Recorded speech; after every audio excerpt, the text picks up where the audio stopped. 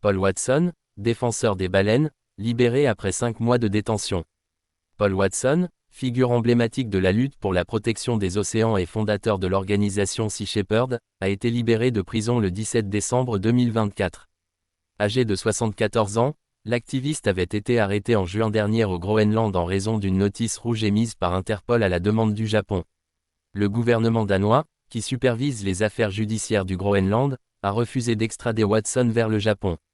Ce dernier l'accusait d'avoir perturbé les activités d'un navire baleinier japonais en 2010 dans l'océan austral.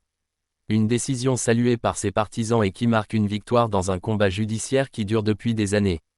Dans une déclaration faite après sa libération, Paul Watson a exprimé son soulagement et sa gratitude envers ses avocats et ses soutiens internationaux. Je suis heureux de retrouver ma liberté et impatient de passer Noël avec ma famille en France, a-t-il déclaré.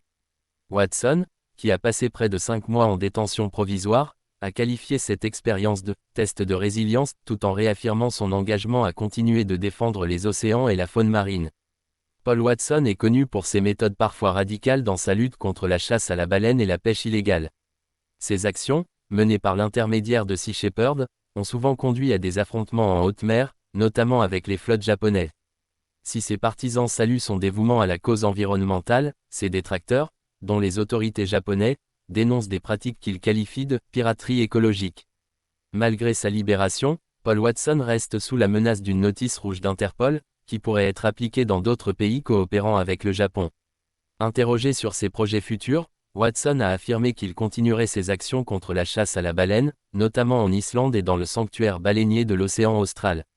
La décision du Danemark de refuser l'extradition a suscité des critiques de la part du gouvernement japonais, qui regrette de ne pas voir Watson jugé sur son territoire.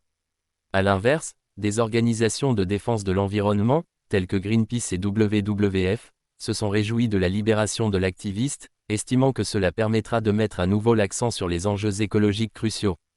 Pour Paul Watson, cette libération est une étape importante, mais la bataille judiciaire et écologique est loin d'être terminée. Alors que la chasse à la baleine reste une pratique controversée dans plusieurs pays, son combat demeure un symbole de la lutte pour la préservation des océans.